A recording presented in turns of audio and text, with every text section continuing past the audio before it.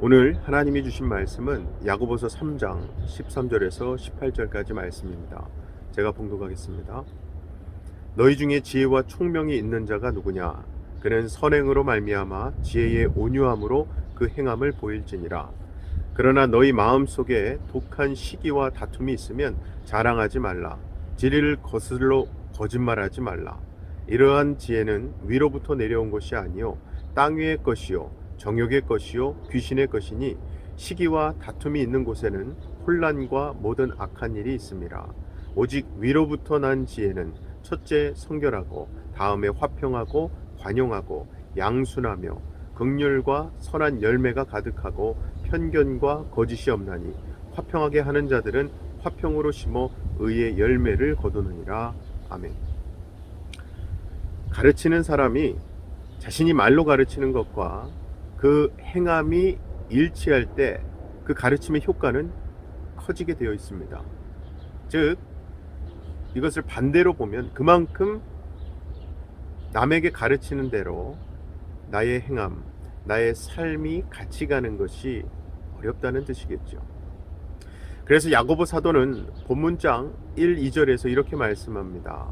내 형제들아, 너희는 선생된 우리가 더 큰 심판을 받을 줄 알고 선생이 많이 되지 말라. 우리가 다 실수가 많으니 만일 말에 실수가 없는 자라면 곧 온전한 사람이라 능히 온 몸도 굴레 씌우리라. 즉 달리는 이 말 있죠. 그 말들의 입에 재갈을 물리고 또 사공이 배의 키를 가지고 목적지로 갈 수 있는 것처럼 사람이 혀를 바르게 사용한다면 온전한 사람이 될 수 있다는 뜻이죠. 그리고 본문장 5절 6절에는 이런 말씀도 있습니다. 이와 같이 혀도 작은 지체로 돼 큰 것을 자랑하도다. 보라, 얼마나 작은 불이 얼마나 많은 나무를 태우는가. 혀는 곧 불이요 불의의 세계라.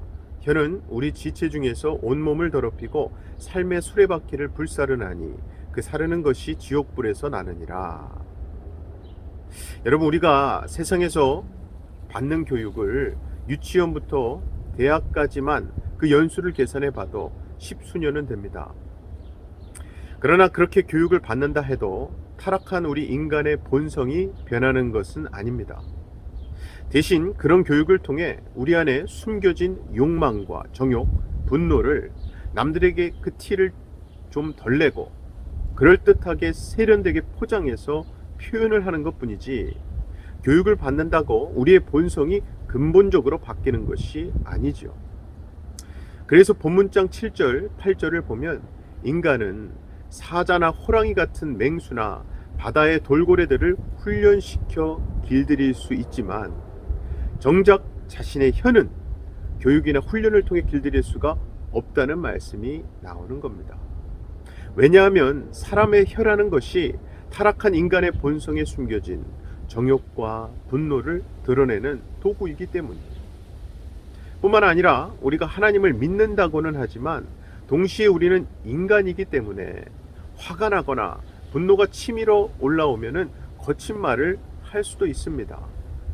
그래서 9절 10절에는 이것으로 우리가 주 아버지를 찬송하고 또 이것으로 하나님의 형상대로 지음을 받은 사람을 저주하나니 한 입에서 찬송과 저주가 나오는도다.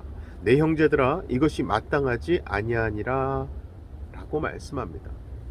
따라서 화가 날 때에는 가급적 말을 하지 않고 침묵하는 훈련이 필요하기도 하죠.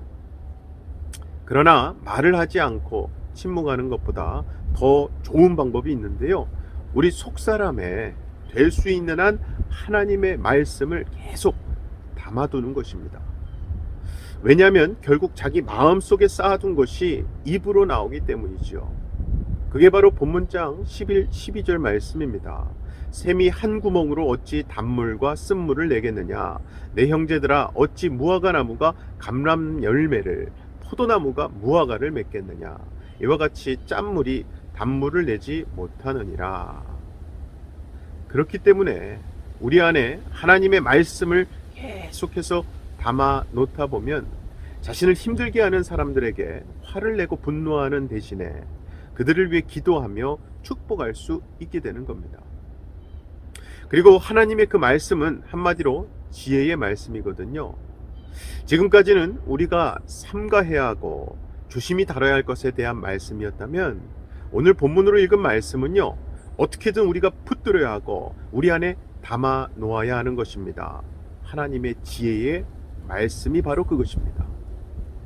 그리고 그 지혜에는 두 가지 지혜가 있다고 야고보 사도는 우리에게 말씀합니다. 그것이 땅 위의 지혜와 위로부터 난 지혜지요. 13절을 보면 너희 중에 지혜와 총명이 있는 자가 누구냐? 그는 선행으로 말미암아 지혜의 온유함으로 그 행함을 보일지니라 말씀합니다. 즉 참되고 바른 지혜는 반드시 선한 행실로 나타나야 한다는 것이지요. 그러나 땅 위의 지혜는 시기와 다툼 가운데 자랑을 하며 진리를 거슬러 거짓말을 하게 된다고 14절 말씀이 증거합니다. 이러한 땅 위의 지혜는 한마디로 세속적인 지혜입니다. 즉 하나님의 존재를 거부하고 배격하는 바탕 위에서 세워진 지혜지요. 이러한 지혜는 결국 자기 자신을 자랑하고 남을 깎아내립니다. 이 세속적인 지혜의 바탕을 둔 인간의 주장이나 사상은 반드시 사람들을 편가르게 합니다. 그래서 그러한 주장이나 사상을 좋아하는 사람과 싫어하는 사람들 사이에 다툼이 일어나는 것이죠. 그래서 15절 16절을 보면 이러한 지혜는 위로부터 내려온 것이 아니요 땅 위의 것이요 정욕의 것이요 귀신의 것이니 시기와 다툼이 있는 곳에는 혼란과 모든 악한 일이 있음이라 말씀하는 겁니다. 오늘날에도 세상의 수많은 사람들이 하나님을 인정하지 않으며 멸망의 길을 가는 것이 세상의 지혜가 부족해서 그런 것이 절대 아닙니다.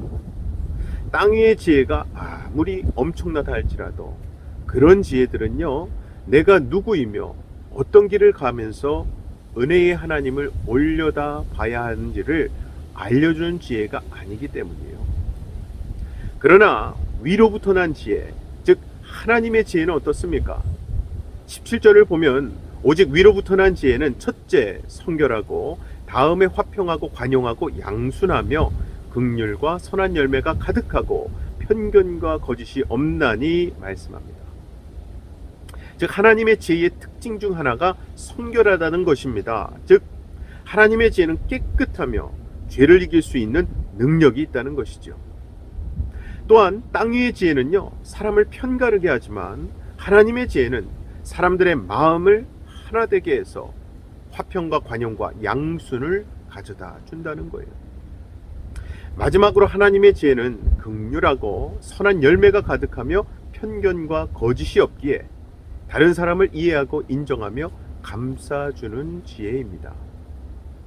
사랑하는 우리 성도 여러분, 우리에게 주어진 오늘 이 하루의 삶도 땅 위의 지혜가 아닌 위로부터 난 하나님의 지혜를 구하시는 가운데 주님이 바라시고 원하시는 선한 열매, 의의 열매를 맺으시는 저와 여러분 되시기를 주님의 이름으로 간절히 축원합니다. 우리 이 시간 다 같이 두 가지 기도 제목 놓고 기도할 때에 은혜의 하나님을 올려다보며 땅 위의 지혜가 아닌 위로부터 난 하나님의 지혜를 구할 때에 오늘 하루도 우리 삶 가운데 선한 열매, 의의 열매 맺게 해달라고 기도합시다. 특별히 내일은 추수감사주일입니다. 현장 예배와 온라인 예배 모두 감사와 은혜가 넘치는 예배, 그리고 성찬식이 되게 해달라고 기도합시다. 제가 기도하겠습니다. 사랑의 아버지 하나님, 감사합니다. 우리의 삶이 자꾸 땅을 바라봅니다. 내려다보고 거기서 영향을 받으며 실망하고 좌절할 때가 너무나 많습니다.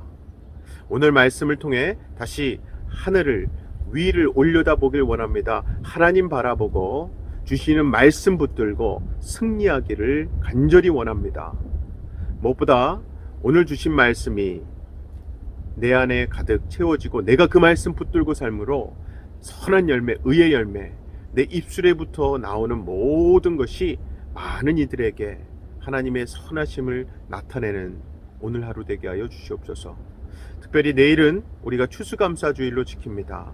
하나님께 감사와 찬양을 올려드리는 귀한 예배 되게 하시고 우리가 온라인으로 또 현장 예배로 드릴 때에 각 예배자들이 하나님의 임재를 경험하고 성찬식을 통해 예수 그리스도의 몸과 피를 기억할 수 있는 귀한 예배 시간 되게 하여 주시옵소서. 믿고 감사드리며 예수님 이름으로 기도하옵나이다. 아멘.